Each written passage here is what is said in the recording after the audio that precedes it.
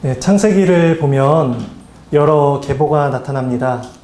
그런데 창세기에 나타나는 그 계보를 잘 보면 이제 경건한 자의 후손의 혈통이 나타나기도 하고 또 불경건한 자의 혈통이 나타나기도 합니다.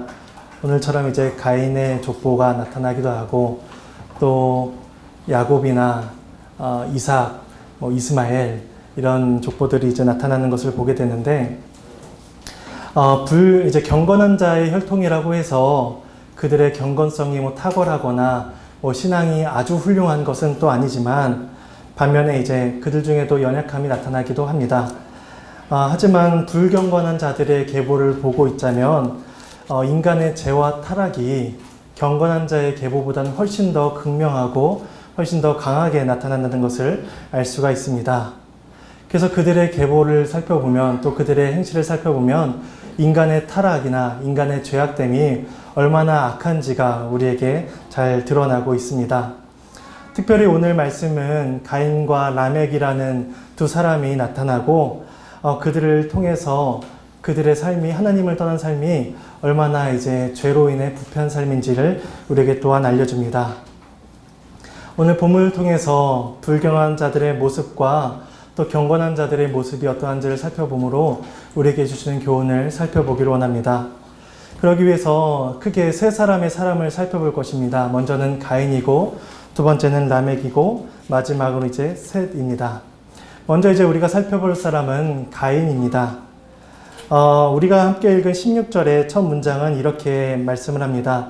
가인이 여호와 앞을 떠났다라고 말씀을 합니다. 이 말은 죄로 인해 비참해진 모든 사람들의 상태를 설명해 주는 표현입니다. 죄로 인해 타락한 존재는 하나님 앞에 설 수가 없습니다. 죄를 가지고 있으면서 부정을 가지고 있으면서 거룩하신 하나님 앞에서 설 수 있는 존재는 아무도 없습니다. 왜냐하면 하나님께서는 거룩하신 분이시기 때문입니다. 그래서 여호와 앞을 떠나는 가인의 모습은 가인의 부모인 아담과 하와에게서도 발견할 수가 있습니다. 창세기 3장 8절에 보면 이런 말씀이 있습니다. 그들이 그날 바람이 불 때 동산에 거니시는 여호와 하나님의 소리를 듣고 아담과 그의 아내가 여호와 하나님의 낯을 피하여 동산 나무 사이에 숨은지라 이렇게 말씀을 합니다. 아담과 하와는 선악을 알게 하는 나무의 열매를 먹기 전까지는 하나님의 낯을 피해야겠다라는 생각을 이제 하나도 갖지 않았습니다.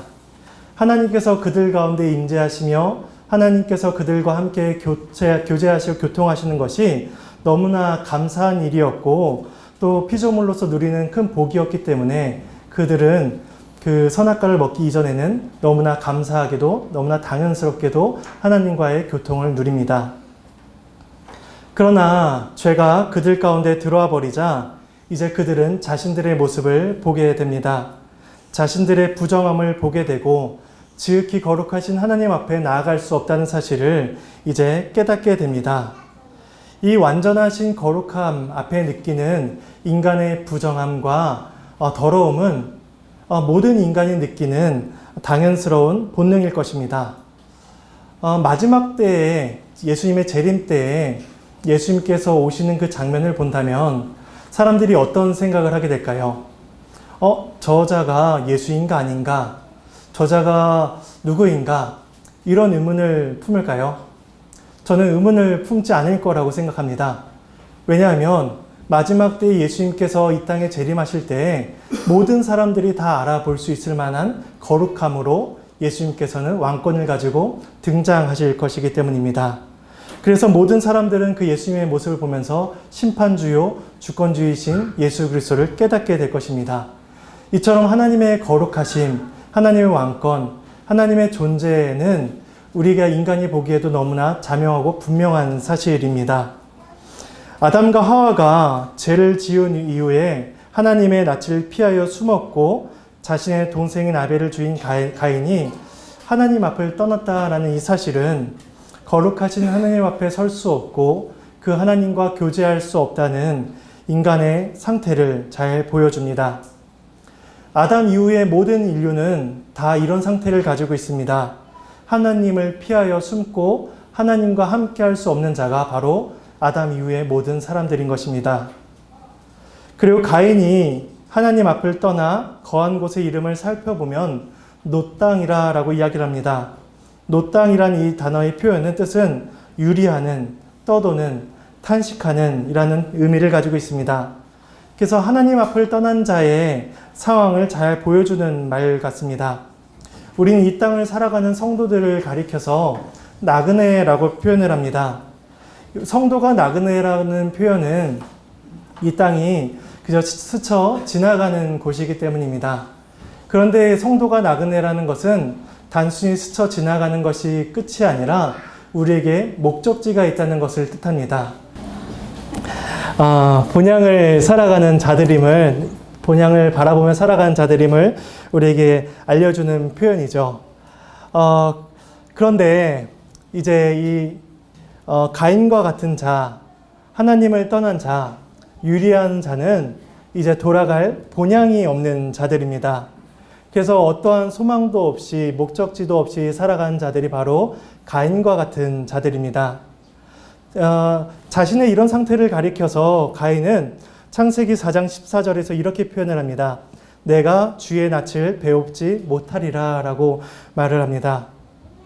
주의 낯을 보지 못한다라는 이 표현은 그저 가까이 있는 자를 멀리 보내셔서 조금 더 멀리 보게 하시는 것도 아니고 자주 교통하는 자를 멀리 보내셔서 뜨문뜨문 교제하시는 것이 아니라 아예 얼굴을 보지 못하도록 이제 내버리시는 것이죠.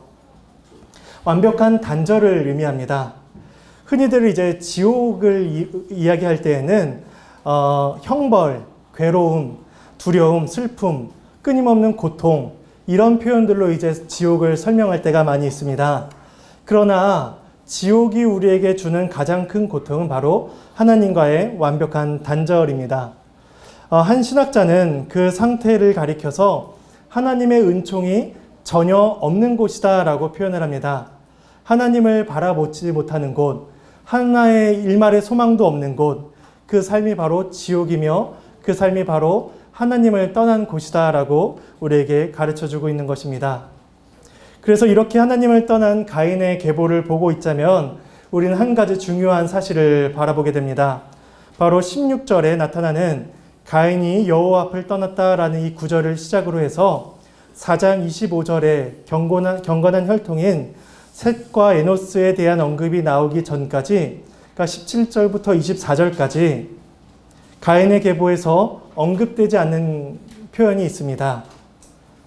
그 가인의 계보에서 찾아볼 수 없는 것은 바로 하나님입니다. 가인의 계보에서 더 이상 하나님에 대한 명칭이나 하나님에 대한 언급이 존재하지 않고 있다는 것을 우리는 발견하게 됩니다. 왜냐하면 우리는 아담이 자녀를 낳았을 때와 비교해 보면 그 차이를 조금 더 분명히 알 수가 있습니다. 창세기 4장 1절에 이렇게 말씀을 합니다.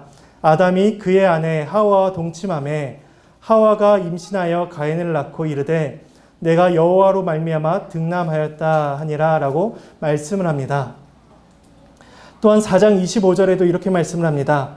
아담이 다시 자기 아내와 동침하매 그가 아들을 낳아 그의 이름을 셋이라 하였으니 이는 하나님이 내게 가인이 죽인 아벨 대신에 다른 씨를 주셨다 함이며 라고 말씀을 합니다. 아담과 하와는 비록 에덴 동산에서 쫓겨났지만 그래도 그들은 하나님에 대한 의식을 가지고 살았습니다. 하나님께서 그들에게 자녀를 주셨고 하나님께서 그들에게 이러한 삶의 형편과 복을 주셨다라는 사실을 끝까지 기억하며 붙들고 살아가는 것입니다.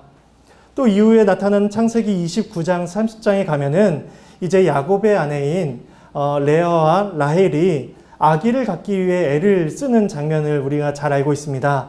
얼마나 애를 많이 낳고 싶었는지인가 하면은 자기들의 여종을 통해서까지 이제 애를 낳지요. 야곱을 통해서. 근데 그러한 여인들조차도 고백을 하는 것이 무엇이냐면 바로 자기들의 자녀들의 이름을 쓸 때 이런 뜻들을 갖게 합니다. 하나님께서 나를 위로하셨다. 하나님을 찬송하리로다. 언니와 동생이 서로 질투하고 서로 많은 자녀를 낳기 위한 시기가 불타는 가운데서도 그래도 하나님께서 우리를 이렇게 위로하신다. 우리가 하나님을 찬양해야 된다라는 고백들이 계속해서 나타나는 것을 우리가 알 수가 있는 것입니다. 우리는 사람들의 말과 행동을 통해서 그 사람의 행실을 통해서 그 사람이 관심이 어떤 것인지, 그 사람이 어떤 생각을 가지고 살아가는지를 우리는 추측을 해서 알 수가 있습니다. 근데 이 가인의 계보에서는 더 이상 하나님에 대한 언급이 이제 언급되지 않고 있다는 사실입니다. 그래서 가인은 하나님이 계셔야 할 그 자리에 다른 것들로 채웁니다. 그것은 뭐냐면 바로 이 세상의 것입니다. 물질이며 권력입니다. 가인에게 있어서 하나님을 대신하는 물질은 뭐였냐면 바로 성입니다. 성. 가인이 하나님 앞을 떠나서 자녀를 낳았는데 그 이름을, 자녀의 이름을 에녹이라고 짓습니다. 그리고 성을 지어서 그 성의 이름을 에녹성이라고 이름을 짓습니다. 아마 추측하기는 성을 지어서 자기 아들에게 물려준 것이 아닐까 싶습니다. 에녹이 왜 이렇게 성을 지어서 자기의 아들의 이름을 붙여서 에녹성이라고까지 하였을까요? 우리는 두 가지 사실을 추측을 해볼 수가 있습니다. 첫 번째 이유는 바로 가인의 불순종입니다. 왜냐하면 하나님께서 가인에게 명하신 것을 우리가 알고 있습니다. 하나님께서 명하시기를 너는 땅에서 피하며 유리하는 자가 되라 라고 하나님께서 명하셨습니다. 그러니까 땅에서 유리하는 것이 가인의 역할이며 가인이 살아가야 될 삶이었습니다. 살인을 한 자로서 정착하지 못하고 유리하고 피하며 도망자로서 살라고 하나님께서 명하신 삶이었습니다. 그렇게 떠돌아다니는 가인에게는 참된 안식이 없었습니다. 음식을 먹으면서 생활을 하지만 유리하며 피하는 인생은 늘 공허할 수밖에 없습니다. 어느 때나 어느 순간이나 매 시간들이 근심의 날이요 두려움의 날들인 것입니다. 가인이 그런 삶을 굉장히 두려워합니다.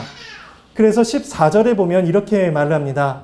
나를 만난 자마다 나를 죽이겠나이다 라고 하나님께 말을 합니다. 그러니까 유리하는 자의 삶이 얼마나 괴로운 것인지, 얼마나 불완전한 삶인지를 가인이 표현을 하고 있는 것입니다. 그러자 하나님께서는 가인을 보호하기 위한 표를 주십니다. 그 표가 무엇인지는 정확히 모르겠지만 어쨌든 사람들이 보고 가인을 해하지 않을 그러한 표를 가인에게 하나님께서는 주십니다. 그래서 다른 사람들이 가인을 죽이지 못하고 혹 가인을 해하게 되면, 죽이게 된다면 벌을 7배나 받을 것이다 라는 이러한 어떤 표를 주신 것이죠. 그러니 가인에게는 도망다니는 삶이, 유리하는 삶이, 정착하지 못하는 삶이 마땅한 삶이었고 하나님께서 그에게 주신 삶이었습니다. 그러니까 그의 삶은 두려움이 있었지만 동시에 두려움과 동시에 하나님의 보호하심이 있는 삶이었습니다. 왜냐하면 하나님께서 그에게 보호의 표를 주셨기 때문이죠. 그러니까 두려움의 삶이지만 동시에 하나님의 보호를 가지고 사는 삶이 바로 가인의 삶이었습니다.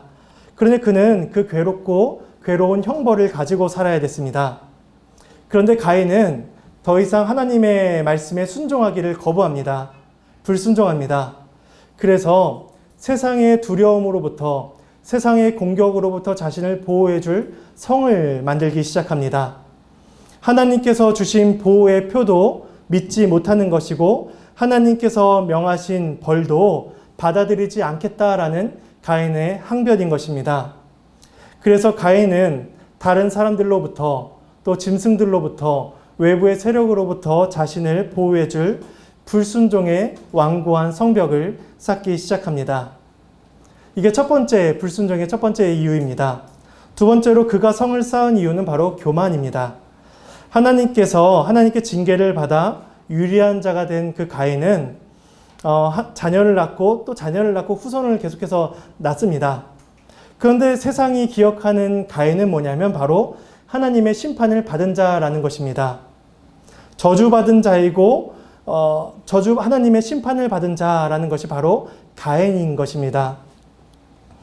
그런데 가인은 아마 그러한 것을 원치 않았던 것 같습니다. 자신의 이름이 하나님의 징계를 받은 자로 후대에게 알려지기를 원하지 않는 것 같습니다. 그래서 그는 자신의 이름이 다른 것으로 전해지기를 원했습니다. 그것이 바로 에녹인 것이죠. 마치 자신에게 일말의 양심이 있었는지 그 성의 이름을 가인성이다라고 표현을 하지 못하고 자기의 아들의 이름을 빌어서 에녹성이라고 함으로 통해서 자신의 이름이, 자신의 후손의 이름이 그게 견고하게 남아있기를 그는 바랬던 것입니다. 그러니까 개인의 집이 아닌 성이라는 문화, 성벽이라는 이 방법은 이전까지는 잘 알려지지 않았던 방법이었습니다. 근데 그는 그 방법을 통해서 자신을 견고하게 하고 자신을 강력하게 하기를 원했습니다. 이 신학자 칼빈은 이러한 가인의 태도를 가리켜서 거만과 허영심이다라고 표현을 합니다.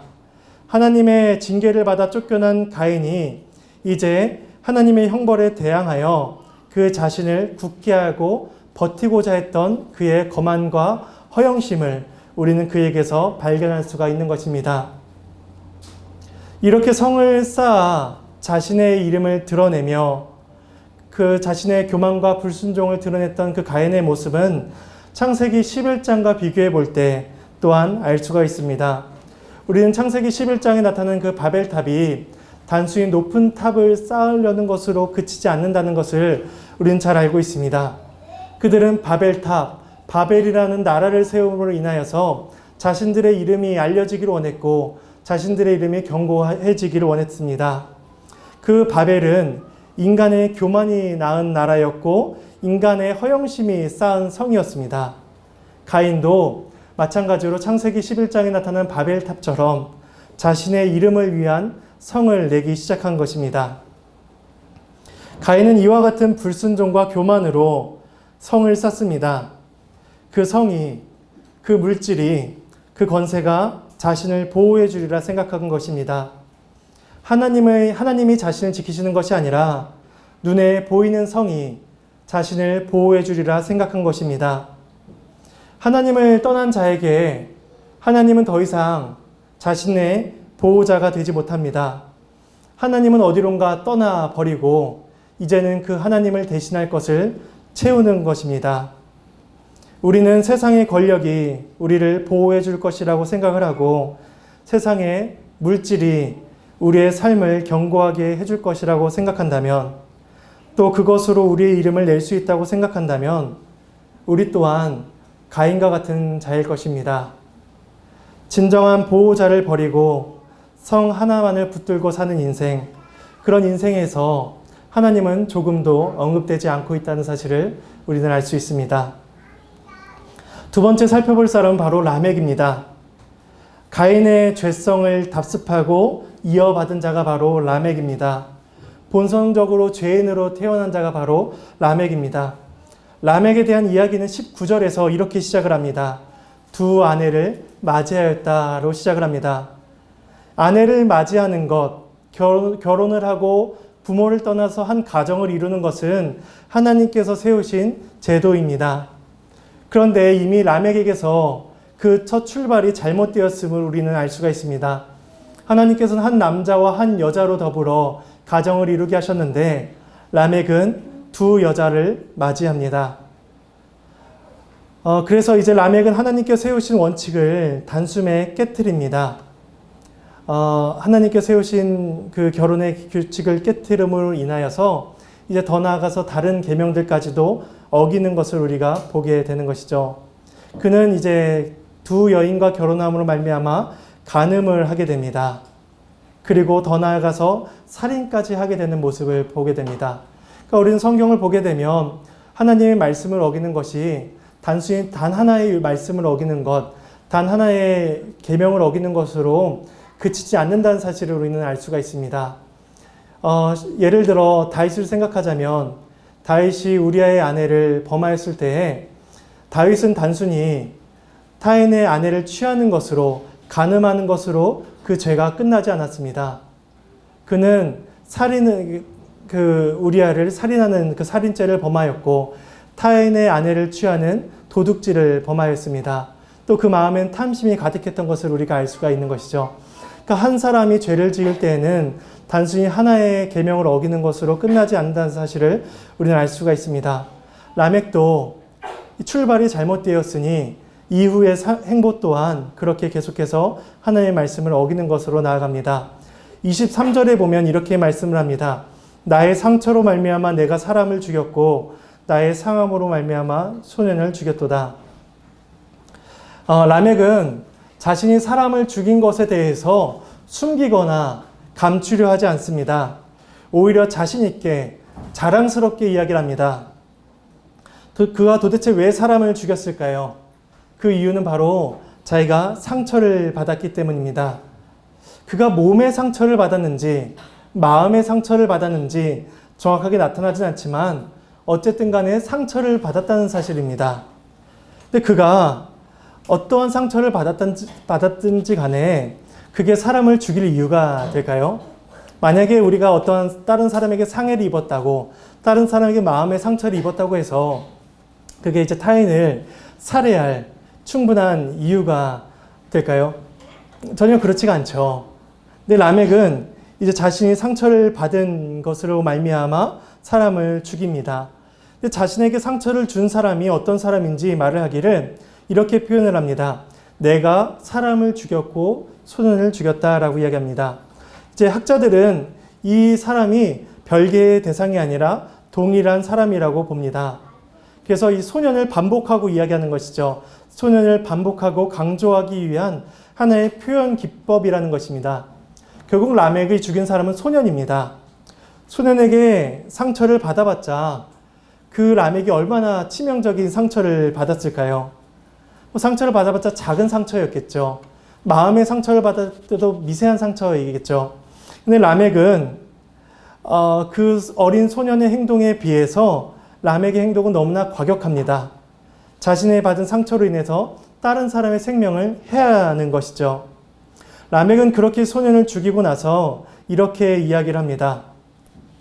가인을 위하여는 벌이 7배일진데 라멕을 위하여는 벌이 77배이리로다. 가인을 위하여는 벌이 7배라 받으리라 라는 이 말씀은 누가 하신 말씀일까요? 하나님께서 가인에게 하신 말씀입니다. 하나님께서 가인을 보호하기 위한 표를 주시면서 하신 말씀이죠. 근데 라멕이 그 하나님의 말을 마치 인용해서 따라해서 이야기하는 것입니다. 가인을 죽인 자가 벌이 77배라고?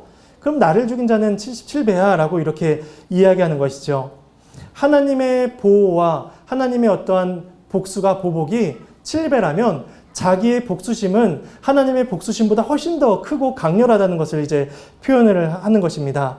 내가 하나님보다 더 강하게, 내가 하나님보다 더 좀 잔인하게 복수를 하고 내 자신을 보호하겠다라는 자신의 보호를 표현하는 것이죠. 그렇게 해서 라멕은 사람을 죽이는 것입니다. 남을 용서하지 못하는 마음을 드러내는 것이고 그의 처절한 복수심을 보여주는 것이 바로 라멕의 노래입니다. 이런 라멕에게서 대단한 아들들이 등장을 합니다. 가축을 치는 자의 조상입니다. 수금과 퉁소를 잡는 자의 조상이고 구리와 쇠로 여러 가지 기구를 만드는 자의 조상이 됩니다. 목축을 하고 예술과 기술을 가진 자들이 등장을 하는 것이죠. 하나님께서 일반 은총을 그들에게 베풀어 주십니다. 하나님은 믿는 자든 믿지 않는 자들이든 그들에게 일반적인 은혜를 다 베풀어 주십니다. 그래서 믿지 않는 자들에게도 탁월한 사람들, 지적으로 아니면 음악적으로 예술적으로 탁월한 사람들이 많이 등장을 하죠. 그런 사람들이 라멕의 후손들에게서 등장을 한 것입니다. 그러니 이제는 목축이 되니 얼마나 자신들의 삶이 안정적이고 정착된 삶을 살았을까요? 구리와 쇠로 기구를 만드니 얼마나 강하고 단단한 기구를 만들며 무기를 만들며 성을 만들 수 있었을까요? 악기와 예술이 등장을 하니 얼마나 삶이 재밌고 삶이 풍요로웠을까요? 재미와 기쁨, 윤택함이 그들 가운데 점점 더 많아진다는 것을 우리는 알 수가 있습니다. 그런데 문제는 동일하게 그들의 삶 가운데 가인과 같이 하나님이 존재하지 않는다는 것입니다. 하나님은 없는데 삶은 윤택해지고 하나님은 안 계시는데 삶이 너무나 잘 돌아가는 것입니다. 그러니 점점 더 자신들의 힘으로 살고자 하는 모습들이 많아지는 것입니다. 가인이 하나님의 자리를 자신의 성으로 채우려고 했던 것처럼 라멕의 후손들은 자신의 능력으로 하나님의 자리를 채워나갑니다. 이게 하나님을 떠난 사람들의 모습인 것입니다. 그런데 마지막으로 살펴볼 사람, 이 창세기 4장은 그런 가인의 계보로 끝을 내지 않습니다. 25절과 26절에 다시금 아담과 하와를 이야기하면서 아벨 대신에 다른 씨를 주셨다라고 말씀을 합니다. 그리고 그때 비로소 여호와 이름을 부른 자들이 있었다라고 이제 말씀을 합니다. 이 셋의 후손들은 앞서서 봤던 가인의 후손들과는 큰 대조를 이룹니다. 가인의 후손들은 상당한 문명 사회를 이루며 많은 것을 이루었습니다. 하지만 그들의 사회가, 그들의 문명이 발전한 만큼 그들의 도덕성이나 그들의 영적인 수준이 동일하게 올라가지 못하고 오히려 폭력이 난무했으며 라멕과 같이 오만한 자들, 라멕과 같이 다른 사람을 살해하고 상해한 자들이 많이 나타난다는 것을 우리가 발견하였습니다. 반면에 이 셋의 자손들은 연약하고 사회적으로 드러날 만한 업적을 나타내지 못했습니다. 다만 그들이 한 일을 이야기하기를 하나님의 이름을 부르며 예배했다라는 한 가지 사실로 그들의 삶을 표현합니다. 사실 아벨의 죽음과 또 그 이어서 나타나는 가인과 그 가인의 후손들의 번성, 그들의 죄악된 생활은 하나님께서 그 이전에 아담과 하와에게 주셨던 하나님의 약속이 중단된 듯한 느낌을 우리에게 줍니다. 과연 하나님께서 아담과 하와에게 주신 약속이 어떻게 된 것이지? 실패한 것인가? 중단된 것이 아닌가라는 이러한 의구심이 들 만큼 가인과 그의 후손들이 더욱더 강성해지는 것을 보게 됩니다.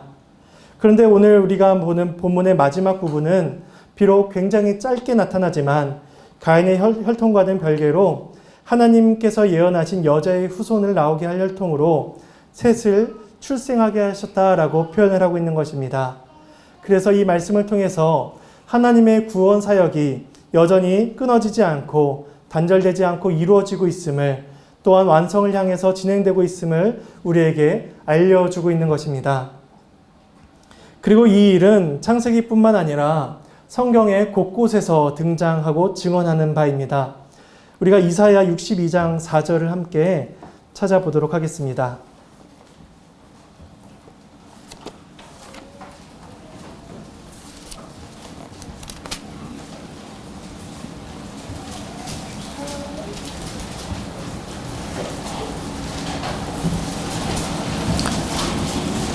이사야 62장입니다. 62장 4절 말씀입니다.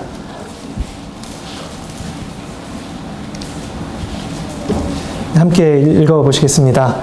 다시는 너를 버림받은 자라 부르지 아니하며 다시는 내 땅을 황무지라 부르지 아니하고 오직 너를 헵시바라 하며 내 땅을 뷸라라 하리니 이는 여호와께서 너를 기뻐하실 것이며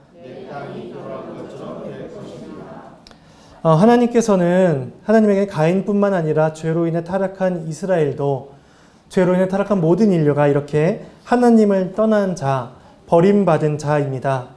그런데 하나님께서는 그렇게 유리한 자들을 다시 불러 품어주십니다.